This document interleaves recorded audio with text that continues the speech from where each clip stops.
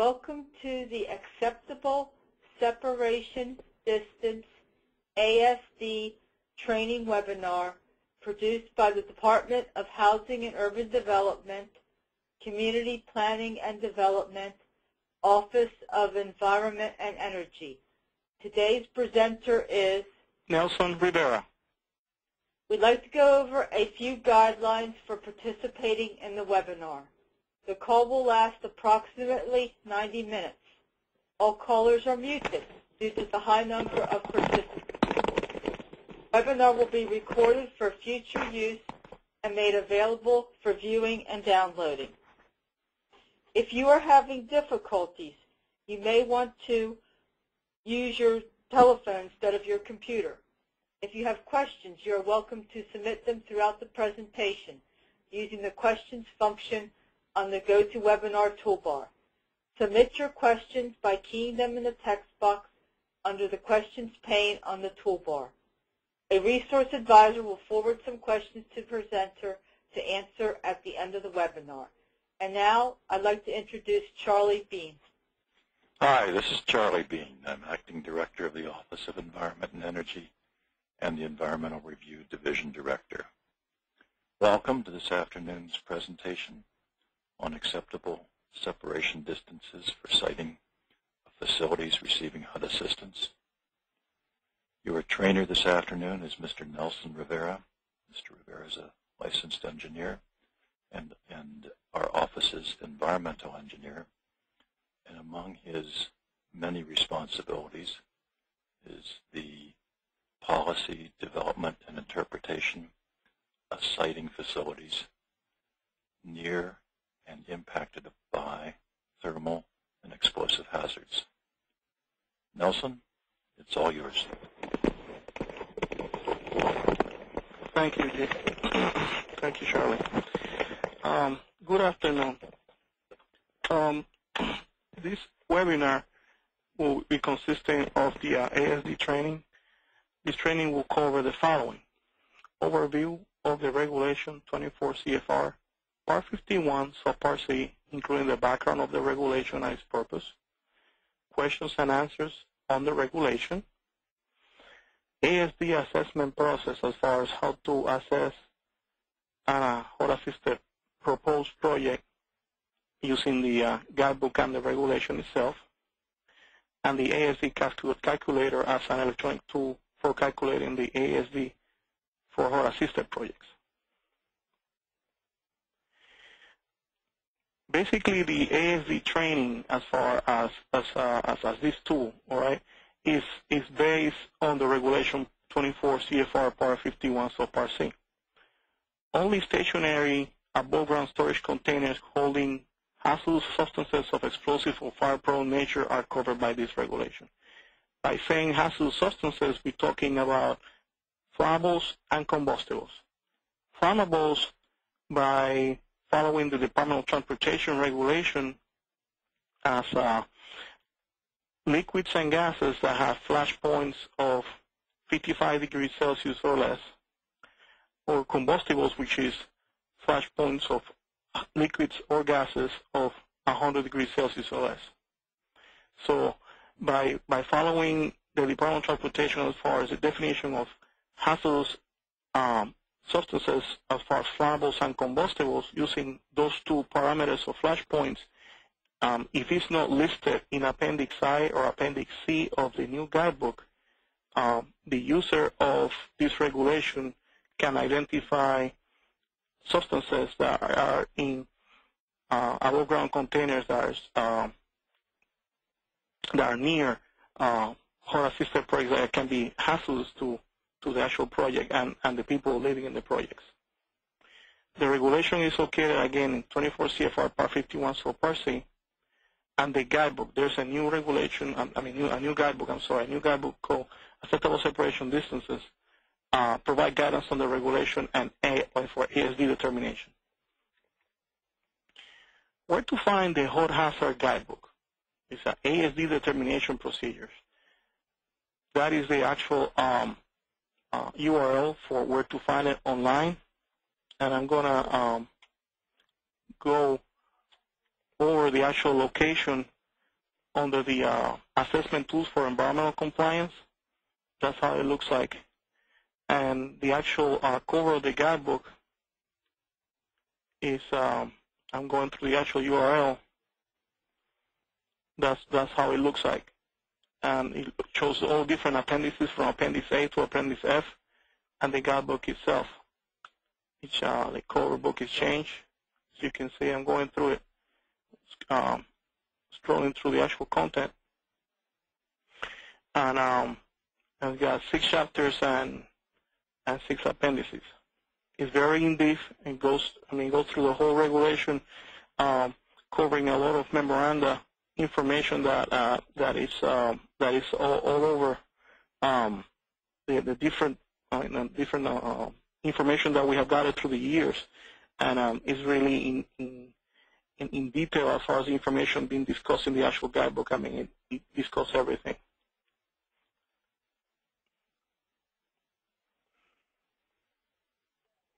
And going back to the actual presentation again.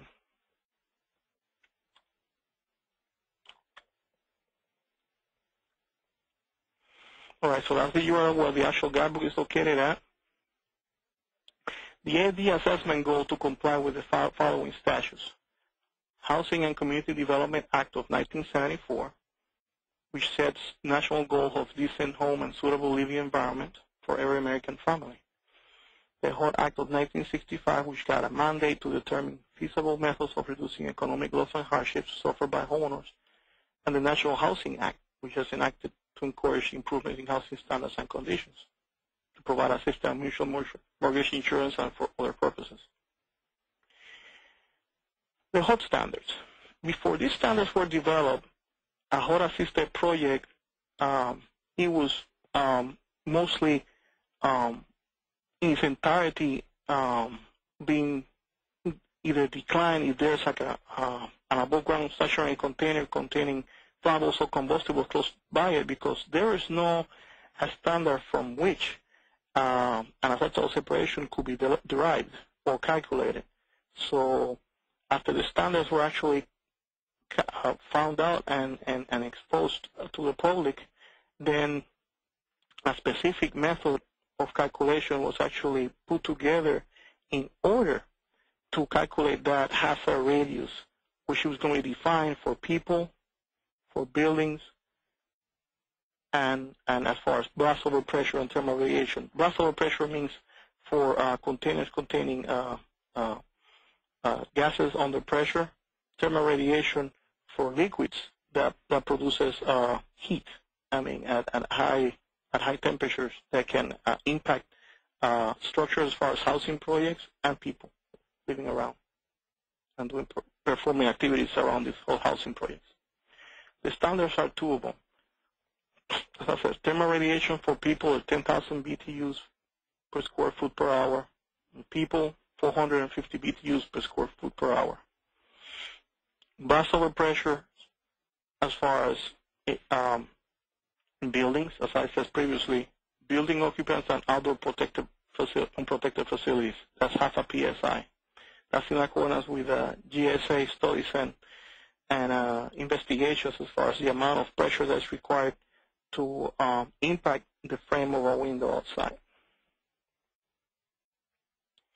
Applications, limitations, and exclusions to the regulation.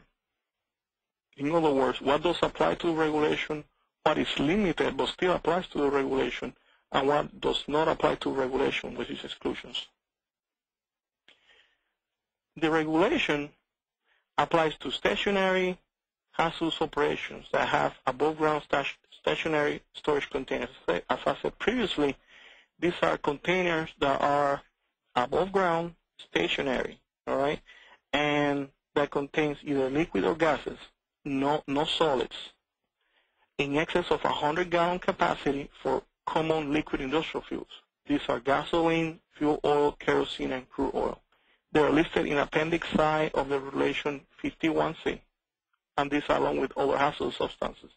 These are flammables and combustibles, as I said previously, following the Department of Transportation regulation for flammables as far as the flash point of 55 degrees and less centigrade or 100 degrees or less centigrade as far as combustibles, or containers of any capacity that hold hazardous liquids or gases that are not common liquid industrial fuels.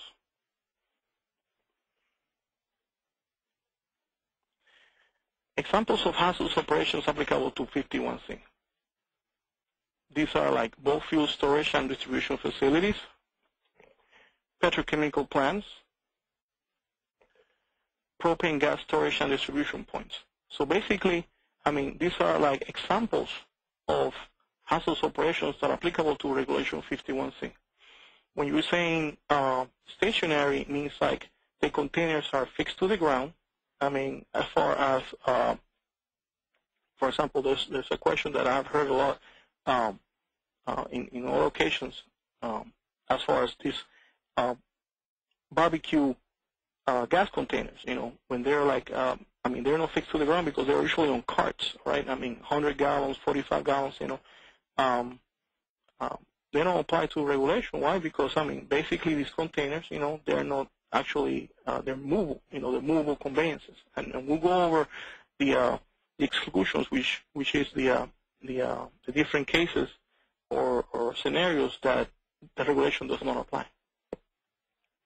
Limitations. A limitation to regulation means that this scenario does apply, but it's limited to the application, right? In this case are the self-contained above-ground containers. These are like double-wall containers, all right?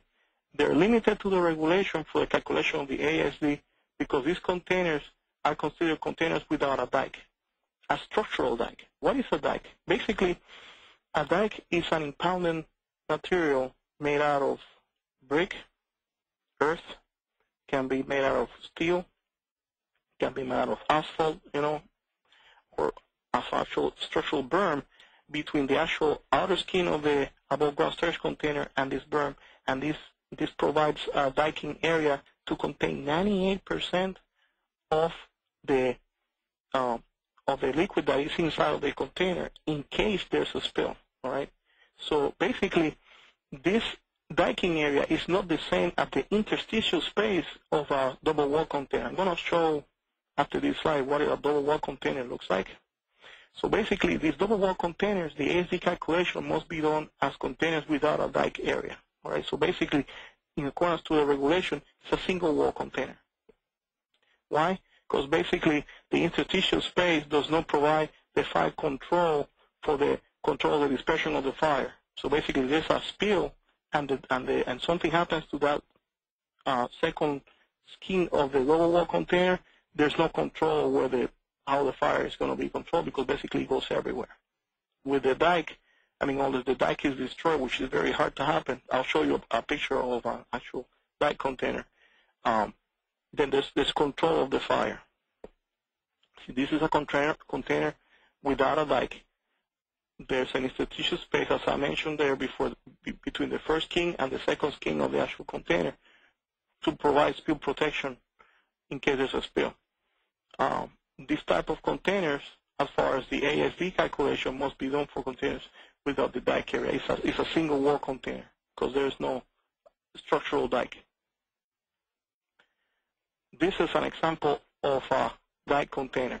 See that the berm is out there providing spill protection and fire control because there's no other way that the liquid will come outside of the dike. And the fire won't go out of the perimeter of the actual structural dike itself.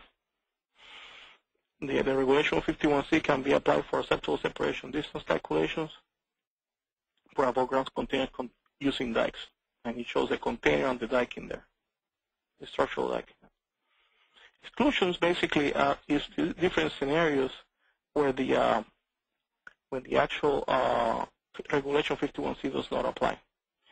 In this case are underground storage containers, which are when the container is underground. Stationary above-ground containers of 100 gallons or less capacity that hold common liquid industrial fuels. So we're talking about flammables and combustibles that the volume of the container is 100 gallons or less. Natural gas holder with floating tops is a special type of container. I haven't seen them in the industry, hardly ever. But if there's any, they're actually labeled outside in accordance with the American Society of Mechanical Engineers as a national gas holder. They don't apply to regulation either. Mobile conveyances, tank trucks, barges, railroad tank cars. If it's a container that is designed to be moving, with either on water or rail or tanker truck, does not apply to regulation. Pipelines such as high pressure natural gas transmission pipelines or liquid petroleum pipelines, they don't apply to regulation either. Here's examples of the exclusions where the HUD standards do not apply. As I said previously, underground storage containers, they do not apply. High pressure pipelines, I understand that sometimes pipelines, they go above and they go underground. But high pressure pipelines overall, they don't apply. Natural gas holder with floating tops, those are the examples of them. Mobile tanks en route, they don't apply either. What is the ASD? I made an example of an actual household housing project, and the big blue circle is the stationary above ground storage tank. In accordance with the regulation 51C, the ASD, is actually measured between the perimeter of the whole housing proposed location and the center of the tank. And then the ASD is basically calculated based either on the deck area of the container or based on the volume of the container. We have two ways to calculate this calculation. Either using the nomographs that are either in the regulation 51C or through the guidebook, the manual method, or using the calculator. And we're going to go further on where the calculator is on the assessment tools for environmental compliance side, and examples of how to use it, how to do it, the actual procedure. We're going to go over frequent questions and answers on the regulation.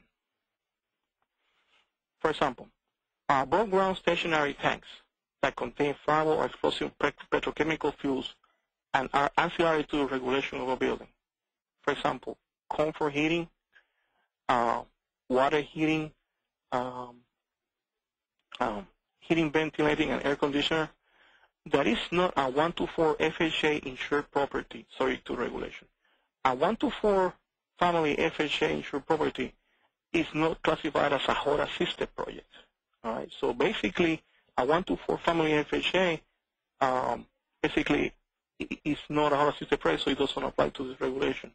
So basically, yes, unless the tank have a capacity of 100 gallons or less and contain common liquid industrial fuels, the ASD must be calculated for above-ground stationary containers containing flammable or explosive petrochemical fuels that are ancillary to the operation of a building. That is not a 1 to 4 FHA insured property. Another question. Does the regulation consider tank designs, for example, double wall, fire resistant, protected, on the ASD calculation procedures? The regulation does not consider tank designs. By the time this regulation was written, basically tank designs like UL 2080, 2085, Southwest Research, there's all type of laboratories in the United States that provides all these type of tanks designs that have special allegations, special systems, all right, to make the tank either fireproof or explosion-proof. By the time the regulation was written, none of these were actually considered. However, in the meantime, we're identifying those areas that that we need to update because the regulation is old and need to be updated. So, and that's another reason why the new guidebook is still in a draft form, because basically once the regulation gets updated to consider and study those new tank designs and fire suppression systems, we will consider to rewrite and expand the regulation, taking consideration those different measurements. Does the regulation consider fire suppression systems as a substitute for the ASD or mitigation? I just covered that in the previous question, but no, the regulation does not consider these systems as a substitute for the ASD or mitigation. And that's because at the time, they were not in their existence. Now they are. So we're going to consider it into the writing of the new regulation and also into the finish updating the guidebook that is currently online and in our site for the market use. When should above-ground flammable containers be moved from a HUD-assisted project site location? These containers will be moved prior to completion of the project. Another question. Does the regulation provide standards for the location of above-ground storage containers for the protection of contractual workers? No, because the regulation does not regulate or provide standards for the safety requirements for contractual workers. OSHA takes care of those. Does the regulation apply to protecting HUD-assisted hazardous facilities from the facility's own tanks? No, the regulation does not apply. For HUD-assisted projects involving hazardous facilities, the department shall ensure that such facility is located at an ASD from residences and for any other facility or area where people may congregate or be present. Another question. Does the regulation apply to public facilities, such as sewer and water treatment plants that may have water tanks, underground sewer lines, and pumping facilities? No, the regulation does not apply to public facilities unless there are above-ground storage containers on site that would meet the criteria contained in the regulation. Another question, does the regulation apply for disposition of residences? No, for existing properties not involving new construction, the regulation does not apply. Here's a graph of how the assessment process works once you have a 4128, all right, and you have a proposed HUD-assisted project and you're trying to evaluate it for above-ground storage tanks or the regulation 51C. First step, you have to understand the project. And also in one of the appendices of the new guidebook, there is an actual form as well to do this assessment as well.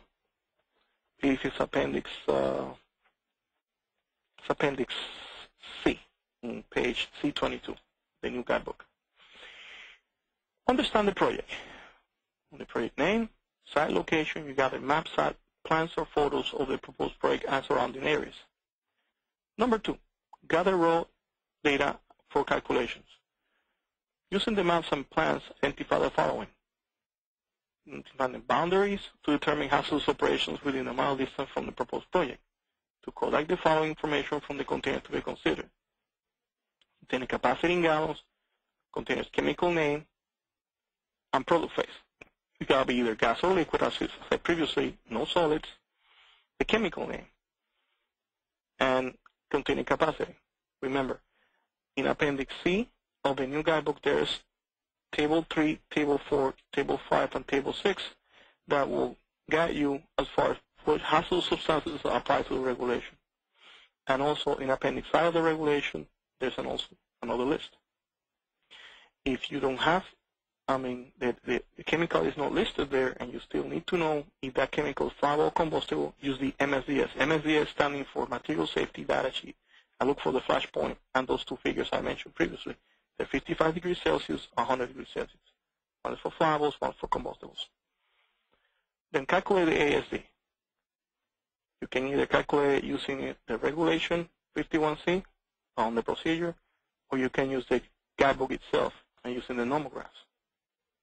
Another way to calculate the ASD is by using the calculator that's located in the assessment tool for environmental compliance. Does the project meet the standard? That's step number 4. If it meets the standard, no further action is required. If it does not, then mitigation options are required. What kind of mitigation options we have? Well, we go over them. We have an example, what I'm mentioning here. Varying the standard, modifying the building design to compensate for ASD. What is that? Well, basically, modifying the building design to compensate for the ASD means that that area that is kind of inclined towards the hazard can have no windows or doors. And basically is structurally sound in order to sustain either pressure or heat or both. So basically that is the main purpose of saying that modifying the building design for compensate for the standard.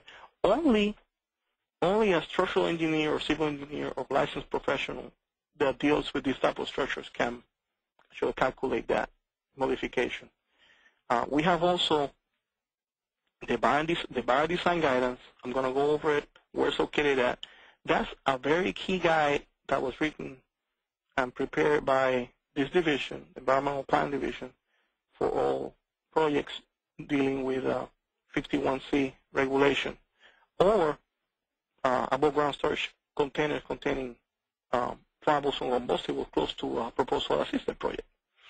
And basically, that guidance provides valuable information not only for the grantee that is dealing with this HUD-assisted project close to these tanks, but also it helps others as far as what to do if you don't meet the ASD. You can choose a different site, or you can resort to a buyer. I have a lot of clients that have come to me for me to help them out as far as how to design these barriers based on the guidance that is in the in that guidebook for barrier design.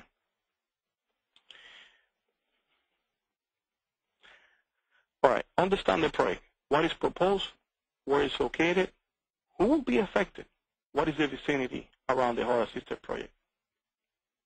It's a case study that came to me from one of my field environmental officers in the River Valley Subdivision, Tremonton, Utah. Before I continue with this, I'm gonna make here. Where's the barrier design guidance? Here is a guidebook number 6600G, and it's in the ATEC website.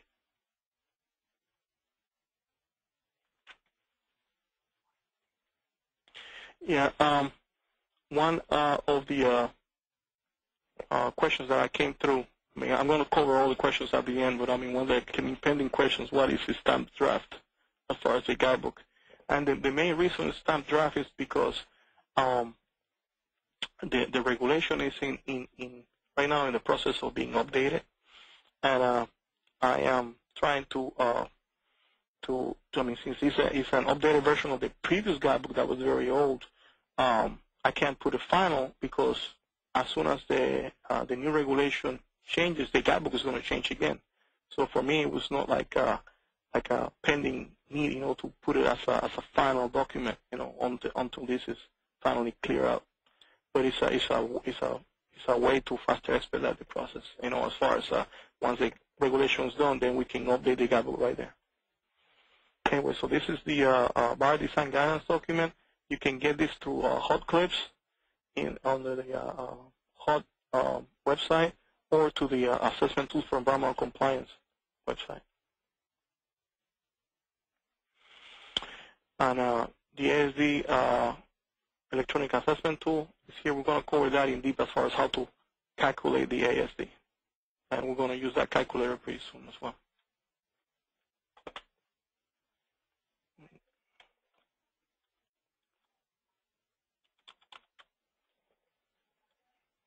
Zoom in the slideshow. Okay, so in this example, we have a propane storage tank facility.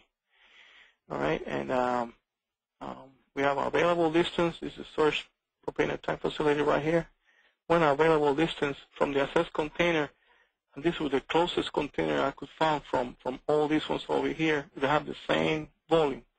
In the guidebook, there's guidelines as far as how to select the container to be assessed for the HUD-assisted project, pending on the volume, pending if it's got if it's liquid or gas, if it's got different properties. This is the location where the whole body subdivision is going to be located at, and myself as an engineer, I try to find out if you don't have the available distance, you don't have the ASD, you know, the acceptable separation distance. What can I use in this area that I can use for mitigation in order to get this project going and still follow the regulation of 51C and be in compliance? Step one, understand the project. It's a non-profit housing project for adults. Location is in Tremonton, Utah. What is the hazard here? What's the hazard that is pending to my project? We have 30,000-gallon, 18,000-gallon containers, all storing liquid propane gas. Liquid propane gas is flammable gas, so it's a hazard to this project. Step 2, talk to the developer or sponsor. Are there plans to install or there is hazardous operations within a mile of the proposed project? Take your drawing, draw a circle. Find out what do you have around. Do you have above ground container facilities, petrochemical facilities, bulk fuel storage areas that contain that type of information that is a hazard to your proposed HUD-assisted project? Where's your site planning process going on? Will outdoor use be prominent component of the developer? I mean, if there are balconies, if there are patios or decks to be built, all that information is key in order for you to know what's going to be next. I mean, what kind of mitigation you're going to use in order to avoid people being hurt if there's propane gas or flammable liquid or combustible liquid, or I mean, in close vicinity, and you don't have the ASD. Step 2, you gather the data. You got maps, you got photos, containing physical features like roads, buildings, utilities, trees, or shorelines. Topographic maps shows elevation contours, often include physical features. An aerial site photographs show actual images of the facilities near the proposed project site. Visit the site if possible. Get used to the area, get familiarized with what's around. Using map photos and plans of the proposed project, identify the following. Boundaries, to determine the area where hazardous facilities are located. Plot a mile radius perimeter as also previously of the proposed project site. Consider the closest and largest capacity stationary above ground containers. Collect per container, as I said previously in the assessment slide, the capacity, product chemical name, product phase of state, if container is pressurized or not, if it's dike or undike. Measure the distance in feet units from the proposed project site to the container being assessed. This is a view of the area, an aerial view using Google Earth. Cool thing about Google Earth is that it's got that measuring ruler that helps identifying the different areas between the center of the tank to the perimeter of the proposed HUD-assisted project location, and it can facilitate that measurement distance even if you're not there, which is a real good tool. So we have the propane storage tank facility. You got the available distance between the site, between the proposed site and the perimeter of the proposed site and the center of the tank, and all the other locations and features of the site as far as building in between that can help us identify mitigation if it's required. We calculate the ASD. As I said previously, we can use the manual procedure that is located at the guidebook or at the regulation, or we can use the electronic tool. Electronic tool is located at the ATEC site, the Assessment Tools for Environmental Compliance. Again, what is that? It's a suite of electronic tools. I know Jim Potter went through two webinars last week as far as the content of the noise calculators, but also it got other tools as far as tribal database and Section 106 and whatnot. And that's the URL where it's located at.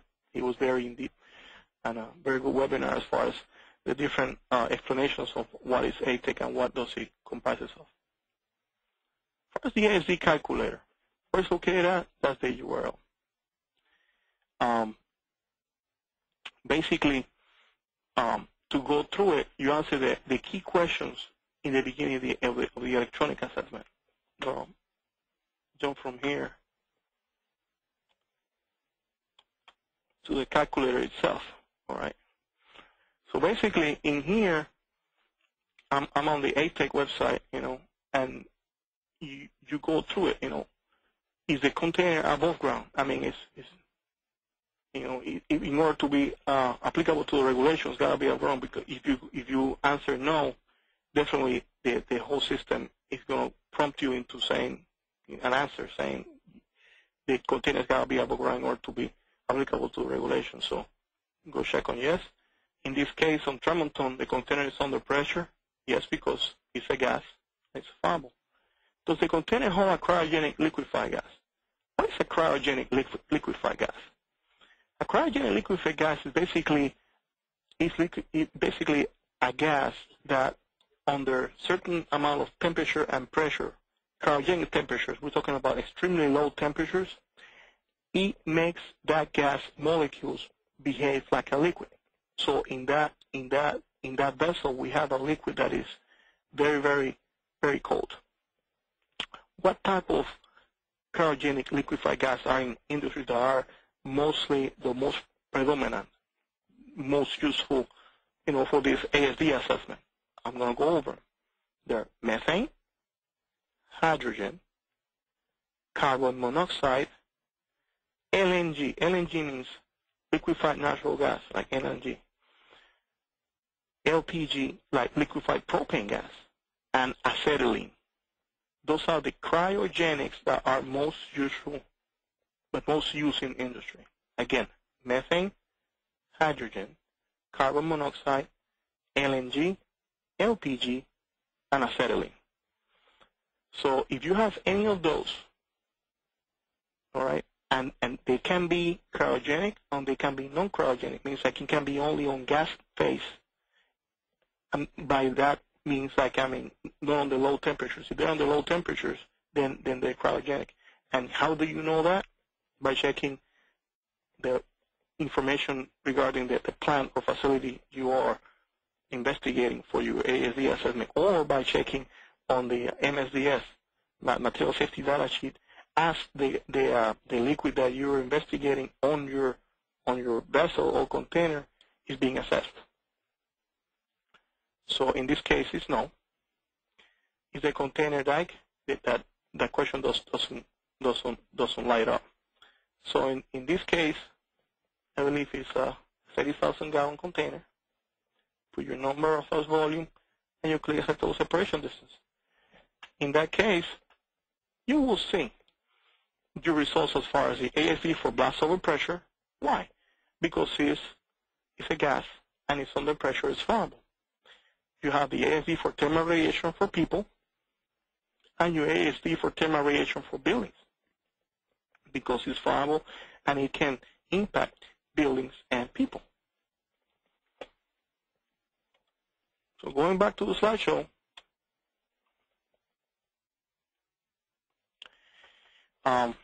these are the main questions that I just went through live with a calculator already. The tooltips are available for all result fields, and basically it just tells you information as far as what is each question entails to, and that's the hyperlink where it goes. All right. So in the River Valley subdivision, that is a screen print of the results that I just went through, one by one. So as far as mitigation, I'm going to cover mitigation module. Why? Because in this case, for the Tremonton, Utah, we didn't have the ASD. You have to have the acceptable separation distance in order to be in compliance with the regulation. In this case, we didn't have. So what do you do next? Okay. Well, this module provides information on mitigation options if the ASD cannot be met. You don't have the ASD. If your ASD is not being met by this project between the proposal and the hazardous operation, what are the options? No action alternative, other reasonable alternatives, and mitigation. What options do you have if you don't have the ASD? You can bury the hazard. You modify the building design to compensate for the ASD. Choose a different site. You can resort to a barrier. What are different barrier implementation scenarios? All right. You have natural barriers and you have man-made barriers. Man-made barriers basically are made by man. Like warehouses or a structural dwelling that is between your hazard container and your HUD-assisted project. So as soon as you cover the line of sight, the line of sight is covered, maybe that barrier could be used, but only, again, a licensed engineer is able to calculate that. Why? Because he's got to find out how structurally sound that building is, and not only that, if the material-wise, can the building sustain pressure or fire coming from the assessed hazard container. In this case, there's a warehousing between the actual container and the proposed HUD-assisted project, and it's called the line of sight. But you know what? Sometimes line of sight can be a close line, with some close. And the thing is that a close line, if you have a towel there and big towel, and you can't see the hazard, that doesn't mean that you're going to be able to be safe as far as the hazard at the other side of the towel. So again, only a licensed professional can take that determination. You have a natural barrier, as I said previously, either natural or man-made. That natural barrier can be a mountain on a hill. Again, civil engineer, structural engineer, can take that determination as far as if there's a ground bearings, for that mountain or hill to sustain that pressure or that heat coming from that assessed hazard. Another implementation scenario is that if within the actual site you have enough space to push away and relocate the project in order to meet that required ASD. So, going back to our example, does the project meet the standards? River Valley findings. The available distance from perimeter of the project site to the center of the assessed container was 680 feet. That's the available distance. However, if you go to the ASD calculations for blast over pressure, it meets. For thermal radiation, it meets. But for thermal radiation for people, does not meet. So what do we do? The project was accepted. But why was accepted? Okay, there's two building locations in here, blocking the line of sight from the proposed project site location to the propane tank, provided a reduction on the thermal heat flux transmitted to the proposed site location if the propane container is exploded. The mitigation from the two buildings reduced the heat to safe levels, to 78 BTUs per square foot per hour. As I told to the department, with the standard of thermal radiation for people of 450. So the standard is 450, and after the two buildings impact, it was reduced. So only licensing professional engineers can make this determination. Again, I always make, in the trainings that I've done before, I always make the close line example, because the line of sight doesn't mean that anything like tree, maybe a tree line or a close line, or I don't know, can actually cover this situation. But that's not the way it goes. It's got to be a licensed professional that can make the determination based on what you have as far as mitigation, if it's a structural building or whatnot. Well, we're going to go to some questions, comments coming from the field. Question number one. How might one calculate safe distance where topographic elevation is a factor? Example, a storage tank is located near a proposed building site for residential units and may be 20 feet in elevation, either higher or lower than a proposed site. This came from Donald Klepper from City of Huntington. If the storage tank is located near a proposed site for residential units and is 20 feet in elevation, either higher or lower than a proposed building site, first of all, what people have to do is to find out if from the hazard side, can you see that tank? If you can still see that tank, and you have 20 feet higher or lower, if you can still see that tank, even if you from there, even though if you have that elevation, you have to calculate the ASD. If you don't have the ASD, just because you have that elevation, that doesn't mean that it's a mitigation. If you can see that, the pressure or the heat can get there as well. So maybe a barrier is imminent, either a blast barrier or a fire barrier. There's different types of fire barriers and blast barriers depending on the material that you're going to use. But the thing is that if you can still see that tank from your proposed site, you must take the calculation for the ASD and take the different options, what type of option you're going to use in order to mitigate that if you don't have the ASD. The ASD is not met. Question number 2. An emergency electrical generator for a subject property with self-contained fuel tanks greater than 100 gallons. Excluded from the regulation and or assessment. It's Joe Cintrioni.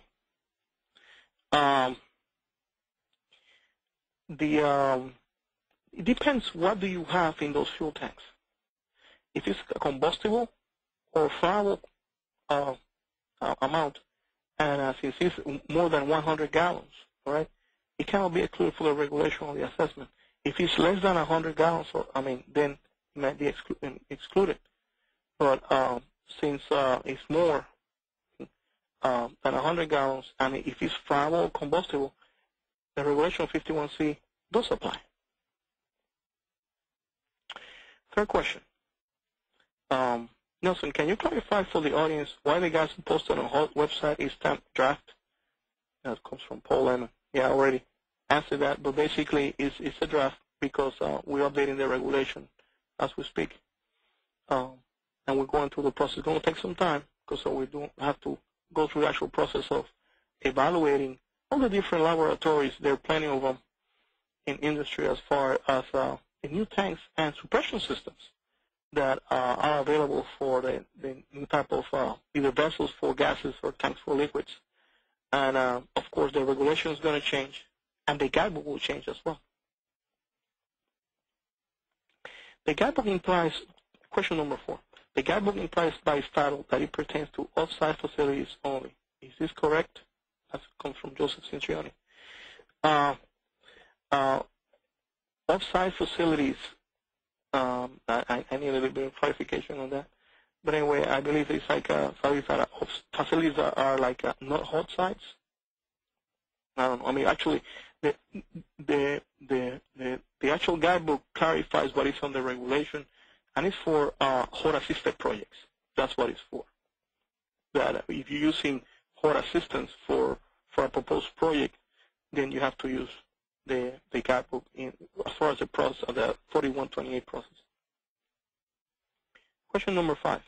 Are oil and gas wells to be included in a site assessment for a proposed subject project, for a proposed subject property? Oil and gas wells. I believe they do, but I have to get more information on that in order to answer it properly. I'll get back to you, Joe. Next question. What resources to use to find out size and content of tanks if business isn't responding? That's a very good question. It came from Valerie Oakley. Valerie, there's a site for the EPA. EPA's got a site as far as the Emergency Planning and it's called the EPCRA site, and Emergency Planning and Protection Right to Know Act. That you put down the different type of content of the container, which is a flammable or a combustible. And if you even don't have it, you can put the address of that facility. And that EPCRA site, Emergency Protection Right to Know Act, have a state person that will let you know what is in there, because in accordance with the it's called the Tier 1, Tier 2, or Form R report, all different facilities are mandated by law to report this type of materials to either the fire department or to these state personnel in order to alert the people in case there is an emergency or a spill, and to take actions. So it's called the EPCRA site, and it's within EPA. So by Googling, you just follow the EPCRA. Next question. Can HUD calculate the blast distance for cold storage silos or other type of silos? Well, cold storage silos, this came from Daniel Moore. Daniel, basically, cold storage silos, the storage cold is like a solids, and unless there's any gas, like a gas production or stored in the silos, or liquids, flammable combustibles, the regulation does not apply if it's solids. Okay, just to let you know. That also happened with the silos for the grain silos. It doesn't apply either. I understand that ethylene is produced by grain, the grain elevators, and they do explode sometimes. But basically, if it's not actually stored flammable, combustible, liquid or gas, the regulation does not apply. Next question. Many businesses have emergency generators with built-in diesel tanks that may exceed 100 gallons in volume. So I assume these regulations apply. How do you recommend locating all of these within 1 mile radius in a dense urban setting? They are not regulated by the State Environmental Agency and any others that I know of. It's Alan Young.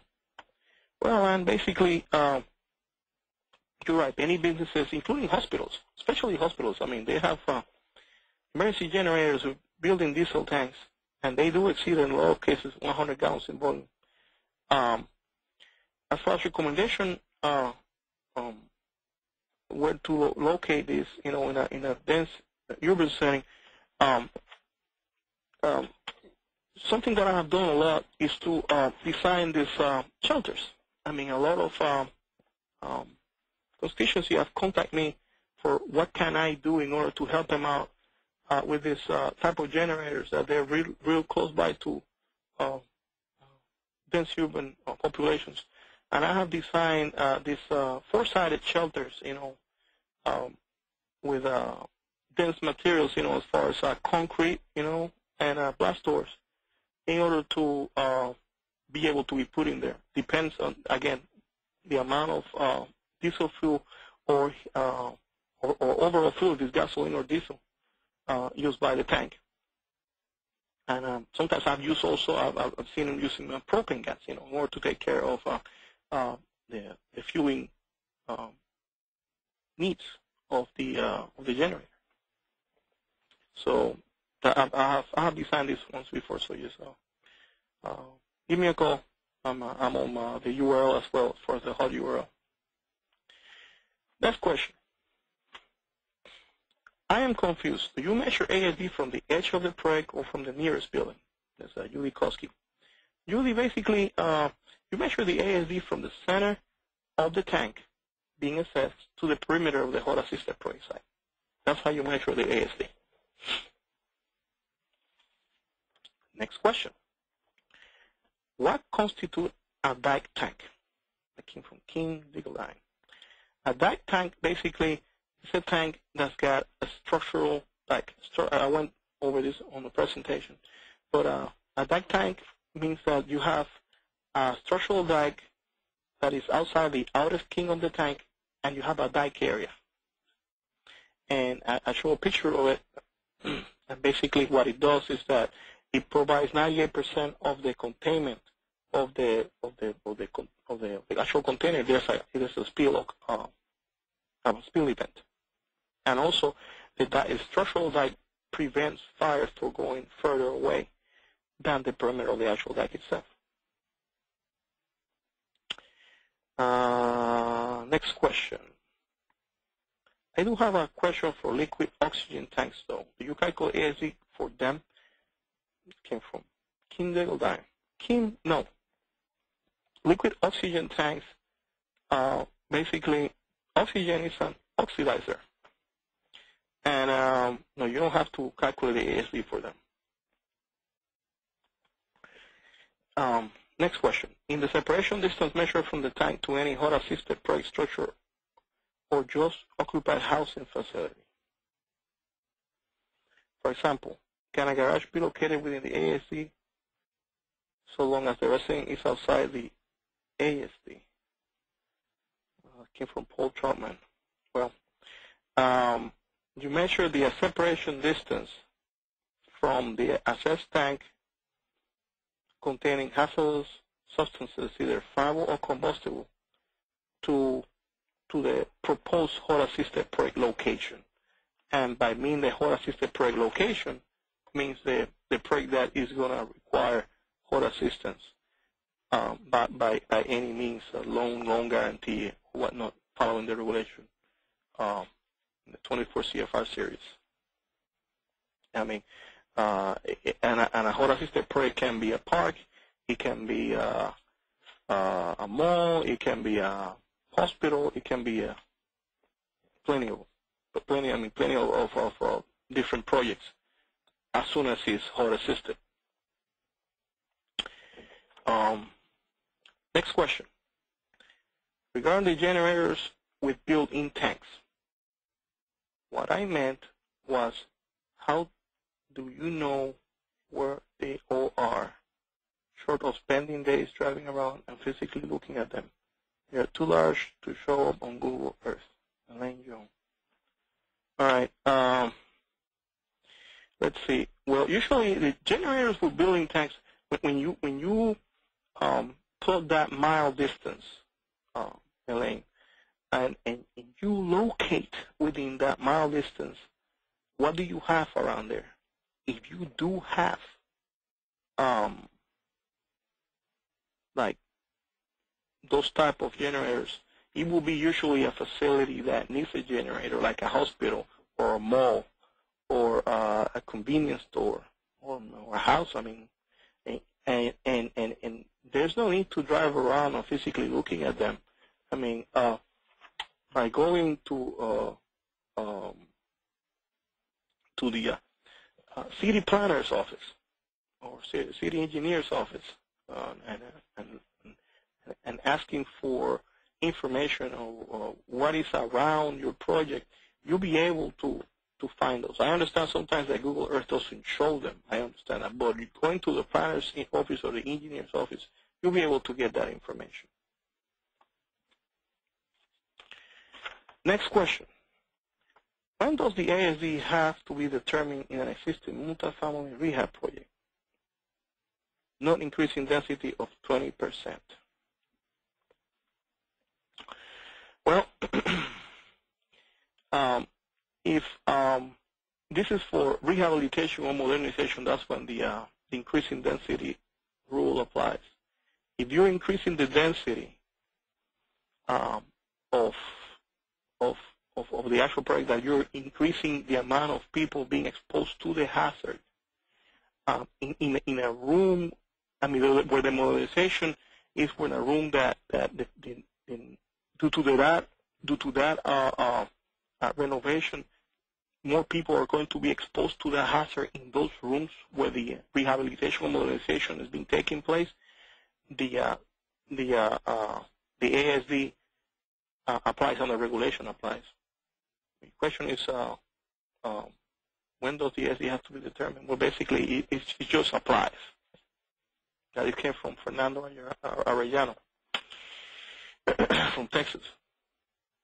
Yeah, if there's more people exposed to the hazard in those rooms due to that modernization or rehabilitation, and they're exposed to the actual hazard, the regulation 51C applies, and the way it is calculated as well, because of the more people exposed to it, more density, more people exposed to the actual hazard. Next question: how to handle sites with multiple tanks? That came from Barry Oakley. Well, Barry, in the new guidebook, there's an area that shows how to evaluate tanks depending if there's like a different type of tanks. That is in page 23 of the new guidebook. It's determine which containers to use in making ASD calculations. These are guidelines on container evaluations, applies to pressurized and non-pressurized containers for ASD calculations. It's very well explained in there, page 23 of the new guidebook, page 23 to page 24. Well, guys, it's 3 o'clock. We got 2 more questions coming up. This is great. In the meantime, let me see, what else can I show you? Oops.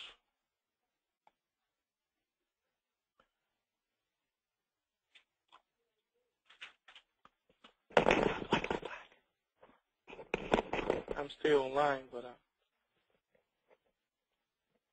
okay. There's 2 more questions.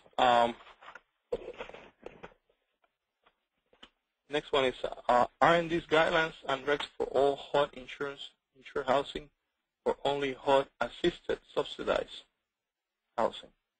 Came from Frank Mankey. Frank, I have to get back to you on that one because I need to get more information regarding HUD insured housing as far as your question, as far as what you're asking.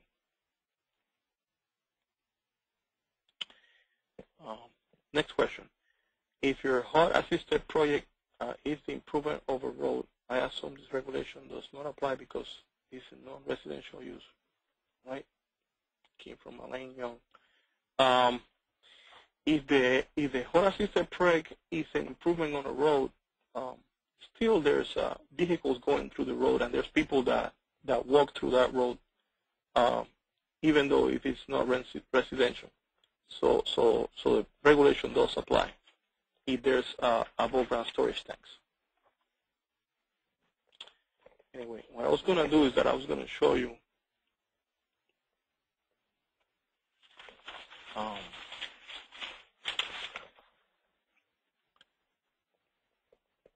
far as the presentation.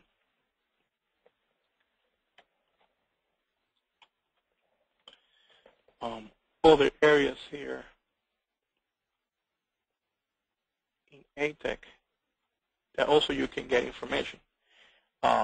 We went through the explosive and flammables, and that's what we found, the barrier design guidance and the calculator. And also there's another area here that is the hazardous substances, where you can see acceptable separation distance calculator, the hazard mitigation module, which we went through the actual presentation, and the hazardous facilities guidebook, which we just went through it as well. So there's 2 areas, hazardous substances and explosives and flammables. In both areas, there's information regarding the regulation 51C. Okay, there's one more question here. If we are rehabilitation an existing home, do I need to perform the ASD? We are not increasing population density. Came from Donna Lewis. No, if you're not increasing population density in your rehabilitation an existing home, yes, you don't need to perform the ASD. Well, I don't see any more questions coming up. So that is all we have for today. Thanks for attending to the webinar on acceptable separation distance training.